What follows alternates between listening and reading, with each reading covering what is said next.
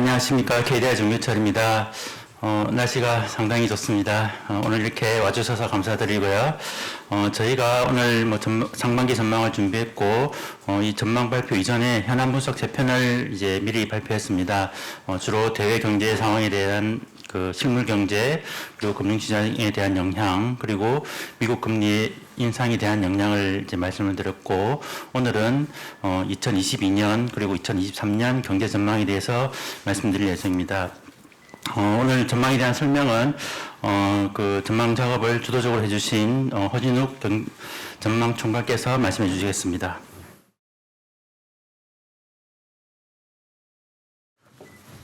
네, 안녕하십니까. KDI 전망 총괄 허진욱입니다. 그러면은 저희 KDI 2022년 상반기 경제 전망에 대해서 발표하도록 하겠습니다. 그 내부에 드린 책자에 17페이지부터 보시면 될 것 같습니다. 네, 먼저 전망 수치를 말씀드리기 앞서 현 경제 상황에 대한 인식에 대해서 말씀드리겠습니다. 최근 우리 경제는 코로나19 확산과 글로벌 공급망 교란에 따른 내수 둔화에도 불구하고 수출이 개선되면서 완만한 경기 회복을 지속하고 있는 모습입니다. 1사분기 GDP가 전 분기보다는 낮은 0.7% 증가에 그쳤지만 기존 성장 경로에 근접해가는 완만한 회복세는 유지하고 있습니다. 바로 아래의 오른쪽 그림을 보시면 이제 코로나19 이전 기존 성장 경로에 점차 현재 성장 경로가 점근해가는 모습을 보실 수 있습니다. 경제 활동별로는 코로나19 확산으로 도소매 및 음식 숙박업, 운수업 등 대면 업종을 중심으로 서비스업이 둔화된 반면 제조업의 증가세는 확대되고 있습니다. 다음 페이지입니다. 지출 항목별로는 내수가 급속한 코로나 확산과 글로벌 공급망 교란으로 인해 둔화된 반면 수출은 반도체를 중심으로 높은 증가세가 유지되고 있습니다.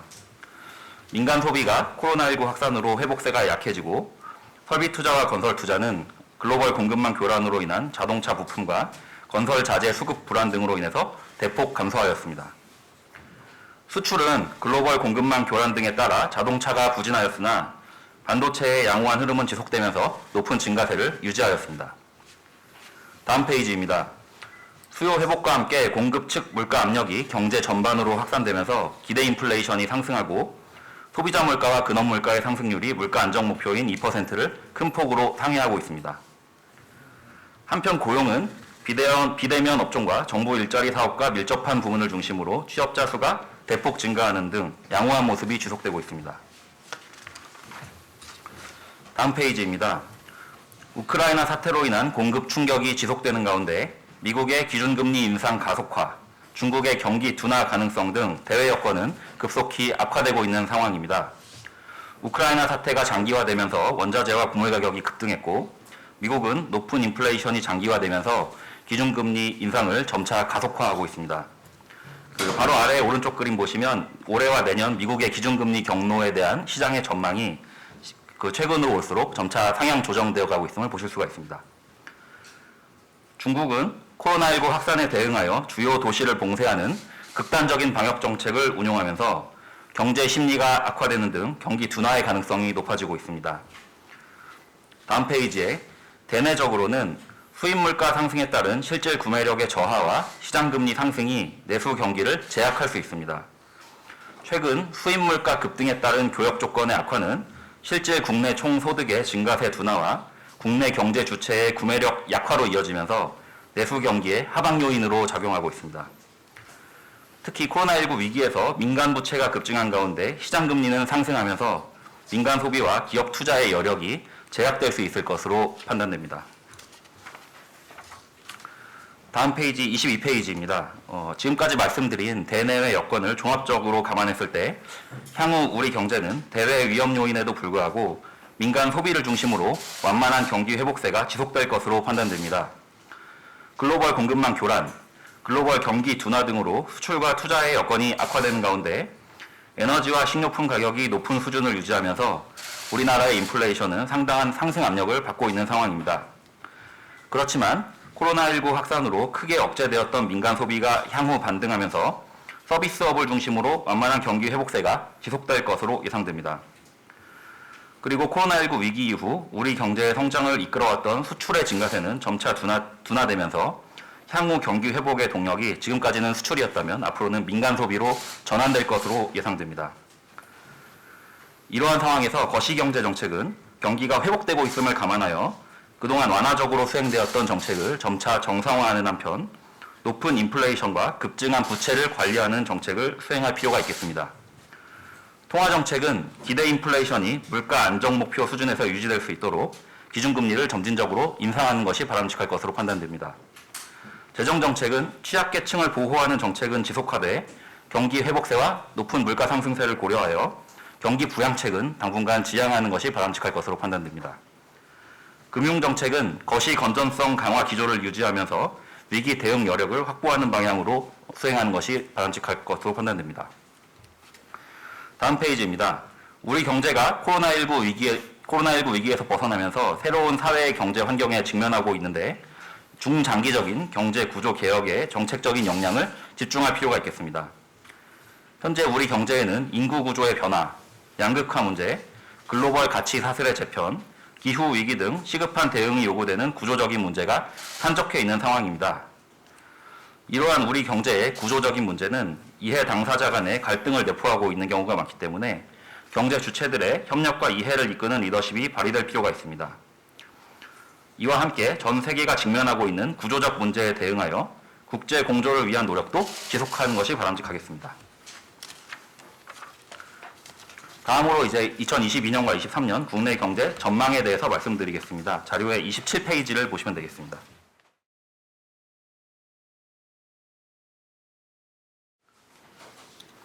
네, 27페이지에 전망에 대해 말씀드리기 앞서 대내외 여건에 대한 주요 전제에 대해서 말씀드리겠습니다. 먼저 세계 경제에 대한 전제는 올해와 내년에 세계 경제의 성장세가 큰 폭으로 둔화될 것으로 전제하였습니다. 최근에 IMF에서는 2022년 세계 경제가 우크라이나 사태 등으로 인해서 작년 6.1% 성장에서 크게 둔화된 3.6% 성장하는 데 그치고 내년에도 금년과 동일한 3.6%의 완만한 성장에 머무를 것으로 전망한 바 있습니다. 다음으로 원유 도입 단가는 2022년에 두바이유 기준으로 배럴당 105달러의 높은 수준을 유지하고 내년에는 조금 하락한 92달러 정도로 전제하였습니다. 주요 기관에서는 유가가 우크라이나 사태 등으로 인해 급등하였고 향후 공급이 점진적으로 확대되면서 내년에 완만하게 하락할 것으로 전망하고 있습니다. 실질 실효 환율로 평가한 원화 가치는 올해 4% 정도 절하된 후 내년에는 큰 변동이 없을 것으로 전제하였습니다. 최근 논의 중인 제2회 추경의 경우 정부가 제출한 추경안에 의해서 집행될 것으로 전제하였습니다. 즉 앞으로 말씀드릴 전망 수치에는 2차 추경이 이제 반영이 되어 있다는 의미입니다. 다음으로 본격적인 전망 수치에 대해서 말씀을 드리겠습니다. 우리 경제는 2022년에 투자가 위축됨에도 불구하고 민간 소비가 반등하며 2.8%의 성장률을 기록하고 내년에는 수출의 증가세가 둔화되면서 성장률이 2.3%로 낮아질 것으로 전망하였습니다. 민간 소비는 사회적 거리두기가 해제된 가운데 재정 지원의 효과도 반영되면서 올해 서비스 소비를 중심으로 반등한 후 내년에도 견실한 회복세가 유지될 것으로 전망하였습니다. 구체적으로는 올해와 내년 민간 소비가 각각 3.7%와 3.9%의 증가율을 보이면서 우리 경제의 성장을 이끌어갈 것으로 전망하였습니다. 다음으로 설비 투자의 경우에 작년에 반도체 산업을 중심으로 한 급등세가 올해부터 조정 국면에 들어서면서 올해에는 감소세를 보이고 내년에는 완만한 증가세로 전환될 것으로 전제하였습니다.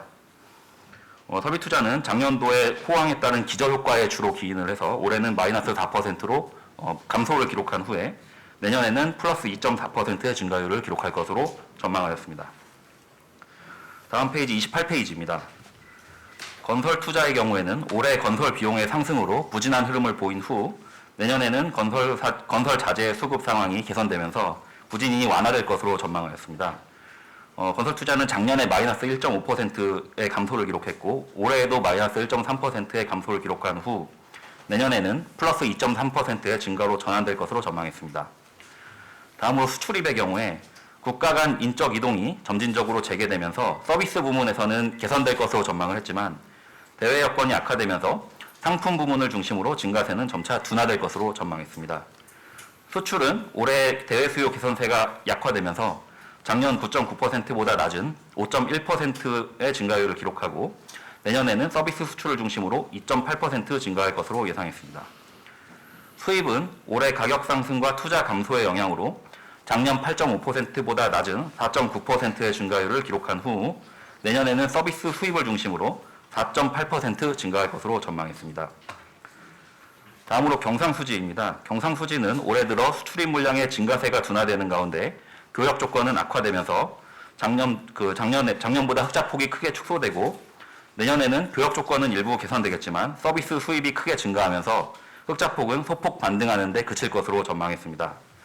경상수지를 하위 항목별로 나누어 보면 상품수지의 경우 작년보다 축소된 442억 달러 흑자를 기록하고 내년에는 교역 조건이 개선되면서 상품 수지가 650억 달러 흑자로 확대될 것으로 전망하였습니다. 서비스 본원 이전 소득 수지의 경우에는 올해 74억 달러의 흑자를 기록하고 내년에는 내국인의 해외여행이 회복되면서 48억 달러 적자로 전환될 것으로 전망하였습니다. 이에 따라서 경상수지는 작년 883억 달러에서 올해는 516억 달러로 크게 축소되고 내년에는 이보다 소폭 높은 602억 달러의 흑자로 전망하였습니다. 다음으로 소비자 물가입니다. 소비자 물가의 경우에는 올해 경기 회복과 국제유가 급등의 영향으로 높은 상승률을 기록한 후 내년에는 유가가 안정되면서 상승세가 완만해질 것으로 전망하였습니다. 소비자 물가는 올해 4.2%의 높은 상승률을 기록하고 내년에는 공급축 요인이 축소되면서 2.2%로 상승률이 낮아질 것으로 전망을 했습니다. 에너지와 식료품을 제외한 지수인 근원물가의 경우 올해 공업제품 가격과 외식 가격을 중심으로 3.1%의 높은 상승률을 기록하고 내년에는 2.4%로 상승폭이 낮아질 것으로 전망하였습니다. 다음에 29페이지의 고용입니다. 취업자 수의 경우에 올해 대면 서비스업이 회복되면서 60만 명 정도의 큰 폭 증가를 기록하고 내년에도 양호한 고용 여건은 유지되겠지만 기저효과로 인해서 증가폭은 12만 명 정도로 낮아질 것으로 전망하였습니다. 실업률은 작년 3.7%에서 크게 낮아진 3.1%를 올해 기록하고 내년에도 3.3%의 낮은 실업률을 유지할 것으로 예상하였습니다. 다음으로 전망의 위험 요인에 대해서 말씀드리겠습니다. 원자재 수급 불안과 글로벌 공급망 교란이 장기화되거나 중국 경기가 급락하는 경우 수출을 중심으로 우리 경제의 성장세가 제약될 우려가 있습니다. 우크라이나 사태가 장기화되거나 중국이 코로나19 확산 지역을 봉쇄하는 극단적인 방역 정책을 지속할 경우 우리 경제에 작지 않은 하방 위험으로 작용할 것으로 예상됩니다. 그리고 미국의 기준금리 인상이 가속화되고 경제 기초 여건이 약한 신흥국을 중심으로 세계 경제 회복세가 제약될 경우 우리 경제의 회복세에도 부정적인 영향이 파급될 가능성이 있습니다. 전망의 위험 요인에 대해서 말씀드렸고 30페이지를 보시면 저희 전망 결과의 세부적인 수치들을 표로 정리해 놓았으니 참조하시면 되겠습니다.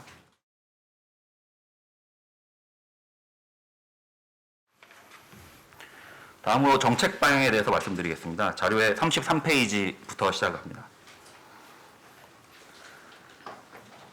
네, 먼저 재정정책입니다. 재정정책은 코로나19 위기 중 크게 확대된 재정 수지 적자폭과 국가 채무의 증가세를 점진적으로 정상화하는 데 중점을 두는 것이 바람직할 것으로 판단됩니다.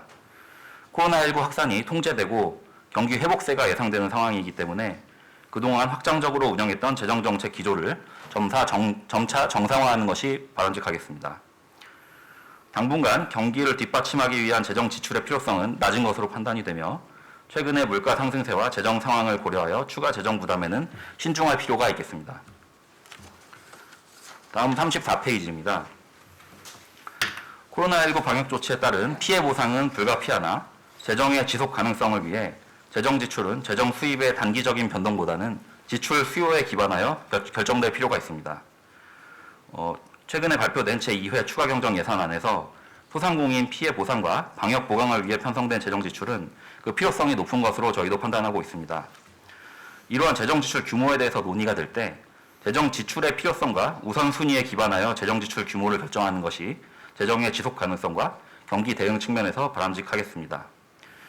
작년의 세입 실적이 본 예산을 크게 상회한 데 이어서 올해도 50조 원 이상의 큰 폭의 초과 세수가 예상되고 있는 상황입니다. 그렇지만 국채 발행과 초과 세수 활용 모두 미래 세대의 가용 재원을 현재로 당겨서 이용한다는 점에서 사실상 동일한 차원으로 판단을 하고 있고 재원 조달 방식에 재정 지출의 규모가 영향을 받을 이유는 없는 것으로 판단됩니다. 따라서 방역 조치에 따른 피해 보상과 취약계층 보호를 위한 재정 지원의 규모에 대해서 논의할 때도 세입 여건보다는 피해 규모를 중심으로 지출의 규모에 대해 논의하는 것이 바람직할 것으로 판단됩니다. 마지막으로 아울러 재정 지출이 재정 수입 규모와 연동되어 정해지는 지방교부세와 지방교육재정교부금 제도를 개편하여 재정 지출의 합리성을 제고하고 재정 건전성을 개선할 필요가 있을 것으로 판단됩니다. 다음으로 통화정책에 대해서 말씀드리겠습니다. 통화정책은 기대 인플레이션 안정을 위해 기준금리를 점진적으로 인상하는 것이 바람직할 것으로 판단됩니다. 최근 우리 경제 전반에서 높은 물가 상승세가 지속되고 있으므로 물가 안정을 위한 통화정책의 대응이 요구되는 상황입니다. 따라서 당분간 기준금리 인상 기조를 유지하되 추후 경기와 물가 여건 변화에 신축적으로 대응할 필요가 있겠습니다. 다음 페이지입니다. 우리나라의 통화정책은 미국의 통화정책보다 국내 물가와 경기 여건을 감안하여 운용하는 것이 바람직할 것으로 판단됩니다. 이와 관련해서는 어제 브리핑에서 발표된 그 현안 분석 내용을 참고하시면 좀 더 상세하게 이해를 하실 수가 있을 것 같습니다. 미국의 공격적 금리 인상을 그대로 추종하기보다는 이를 포함한 대내외 경제 환경 변화가 국내 물가와 경기에 궁극적으로 미칠 영향을 감안하여 통화정책을 수행하는 것이 바람직하겠습니다. 국내 경제 기초 여건을 감안하면 주요국의 금리가 인상되더라도 급격한 자본 유출이 발생할 가능성은 높지 않을 것으로 판단됩니다. 마지막으로 금융정책에 대해서 말씀드리겠습니다. 금융정책의 경우 코로나19 이후 급증한 민간 대출이 금융 불안 요인으로 작용할 수 있으므로 거시 건전성 강화 기조를 유지하여 위기 대응 여력을 확보하는 것이 바람직하겠습니다. 민간 부채가 2020년 이후로 빠르게 증가해 오고 있고 국내 은행은 올해 2, 4분기 이후 대출 태도를 완화할 것으로 조사되고 있습니다. 이렇게 대출 규모가 높은 수준에서 금리도 상승하고 있어서 향후 신용 위험이 증가할 가능성이 높아지고 있습니다. 이렇게 향후 발생할 수 있는 위기를 예방하고 대응 여력을 확보하기 위해서는 은행 건전성 규제를 점진적으로 강화함과 동시에 총부채 원리금 상환 비율, 즉 DSR 규제의 강화 기조도 유지할 필요가 있을 것으로 판단하고 있습니다. 이상 저희 전망에 대한 발표를 마치도록 하겠습니다. 감사합니다. 네, 허준 보사님 감사드립니다. 제가 좀 보충해서 설명하고 좀 요약해서 말씀드리겠습니다. 현재 경제 상황에 대해서 먼저 말씀을 드리면 이제 1, 4분기까지는 민간 소비가 좀 안 좋았고 대신 수출이 개선되었다면 이제 한 2, 4분기 정도부터는 그것이 좀 반전되면서 민간 소비는 좀 개선되고 이제 수출의 증가세는 좀 둔화되는 그런 어떤 흐름의 전환이 있을 것으로 이제 생각이 되고요.